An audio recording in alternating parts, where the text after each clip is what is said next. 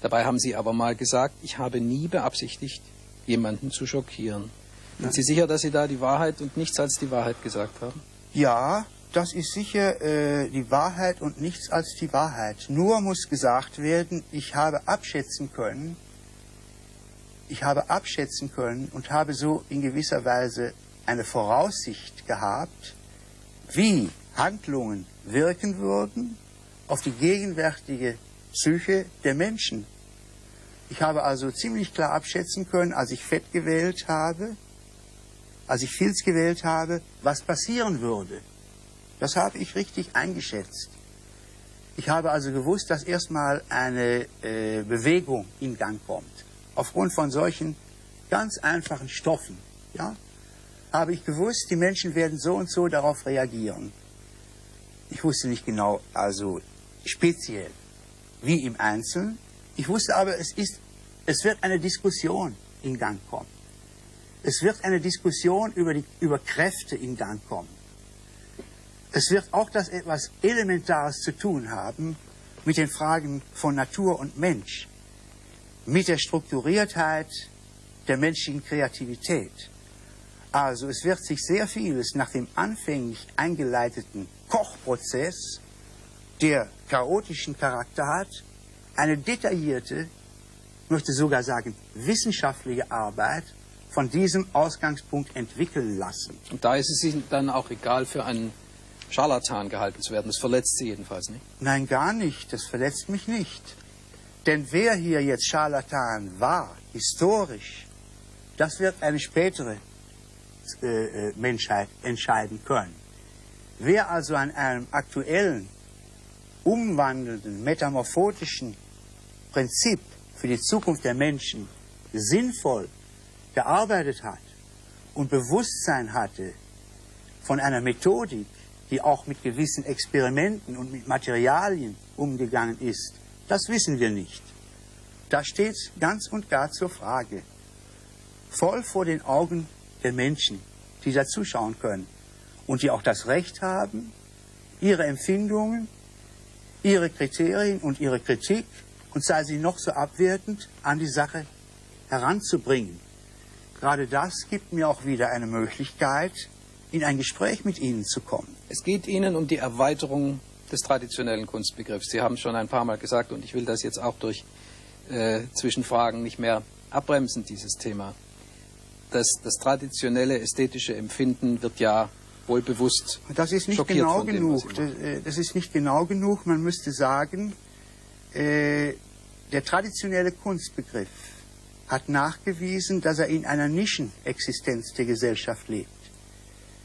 Dass er den Gestaltungsbegriff nicht beziehen kann auf jeden Menschen, der in dieser Gesellschaft lebt, und ganz bestimmt nicht beziehen kann auf alle Problemfelder, die vor uns liegen und nach Gestaltung drängen. Oft auch nach radikaler Umgestaltung, ja, Umstülpung von Prinzipien und Ideen drängen.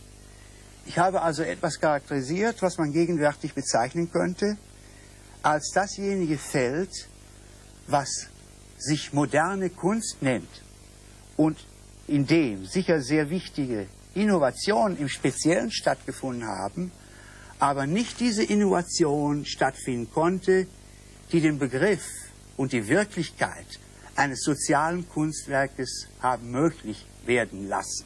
Also das greift mir jetzt ein bisschen vor, denn das soziale Kunstwerk zu erklären, da werden wir uns noch ein bisschen Mühe mitmachen. Ja, es ist nur logisch hier schon die Stelle angesprochen. Und jede andere Antwort würde nicht, sagen wir mal, der Logik der Sache entsprechen. Mein erweiterter Kunstbegriff, jetzt zitiere ich Sie wieder, zielt auf nichts anderes als auf die allgemeine Kreativität. Was ist bitte die allgemeine Kreativität? Die allgemeine Kreativität, ich habe es schon gesagt, ist die im Menschen existierende Möglichkeit der Schöpfung. Das heißt, aus seiner Fähigkeit heraus Einfluss zu nehmen auf den Gang der Dinge in der Welt. Und das ist sicherlich nicht eine Fähigkeit, die nur in dem sogenannten Künstler existiert. Ich sage sogenannten Künstler, der unter der Begrifflichkeit in der neueren Zeit innerhalb der modernen Kunst auftritt, als einer, der Kunst machen kann, sondern ich habe es bezogen auf jeden Menschen als einem Wesen, das künstlerisch gestalten kann. Nun also die allgemeine Kreativität ist die Frage der menschlichen Fähigkeit und der menschlichen Schöpferkraft. Aber es liegen in ihr auch verborgen die Fragen der Freiheit. Denn Kreativität, das heißt Schöpferkraft, die unfrei wäre, wäre ein Widerspruch in sich selbst. Also ist wahre Wissenschaft der Kreativität prinzipiell Freiheitswissenschaft. Kunst kann das Leben verändern. Ich nehme an, dass Sie dem zustimmen. Ja, ich gehe ja weiter. Ich sage, nur Kunst kann das Leben verändern. Nur Kunst. Es gibt keine andere Methodik als die der Kunst, die das Leben verändern kann. Man kann sein Leben nicht verändern durch einen bewussten Entschluss, beispielsweise einen anderen Beruf zu ergreifen. Doch. Und wäre das dann auch Kunst? Ja, wenn ich den Begriff anthropologisch nehme, das heißt auf den Menschen bezogen, dann heißt das, dann muss man fragen, aufgrund welcher Kraft kommt denn ein solcher Entschluss zustande? Wenn er nicht eben rein gefühlsmäßig oder also willkürlich geschieht, wenn er also mit der Tätigkeit des Denkens verbunden ist, der kreative Ausgangspunkt für alles Weitere in der Geschichte der Menschen ist, dann hat man den kreativen Ausgangspunkt erwischt. Und auch zu gleicher Zeit den Punkt der menschlichen Freiheit im Auge gehabt. Nämlich da, wo die Freiheit tatsächlich vorhanden ist. Im Denken des Menschen. In seiner freien Tätigkeit Entschlüsse durch das Denken zu fassen. Also Formen für sein Leben und für das Leben der anderen im tätigen Denken zu finden. Wenn ich sage im tätigen Denken, ist allerdings schon in eminenter Weise der menschliche Wille im Spiel. Ja? Gerade diejenige Kraft, die in unserer materialistischen Zivilisation dem Menschen ausgetrieben werden soll. Ja? Kann Kunst auch die Gesellschaft verändern? Ich sage ja, nur Kunst kann die Gesellschaft verändern. Nur Kunst kann das Leben verändern, aber die Gesellschaft auch? Kann Kunst zum Beispiel Kriege verhindern? Sie haben an einer Stelle mal gesagt, was soll Kunst denn wert sein, wenn sie nicht Kriege verhindert? Kann sie? Und wie? Ich habe nachgedacht über viele Äußerungen, sagen wir einmal, großer Menschen, die große Kraft hatten. Ich will mal den Ausdruck Künstler gerade vermeiden, weil er mir gar nicht mehr der adäquate ist. Ich spreche jetzt beispielsweise von Picasso. Der hat eigentlich gefordert, dass die Kunst wie eine Waffe, wie ein scharfes Messer sein müsste, was tatsächlich die Kriege in der Welt verhindert. Komischerweise hat er wieder eine Waffe gewählt, wenn es auch nur ein Messer ist, nicht? Um das Negative in der Welt zu überwinden. Das hat er gefordert. Aber ich frage mich, ob er das erreicht hat. Das frage ich mich auch. Er hat es nicht erreicht. Und alle diese großen Figuren, die wir gehabt haben in der modernen Kunst, die haben die Weltkriege erlebt. Den ersten und auch den zweiten haben sie erlebt. Ja, das heißt, diese Maschinerie, also diese Anordnung im Experiment als Kunstwerk oder als Objekt oder als Gebrauch,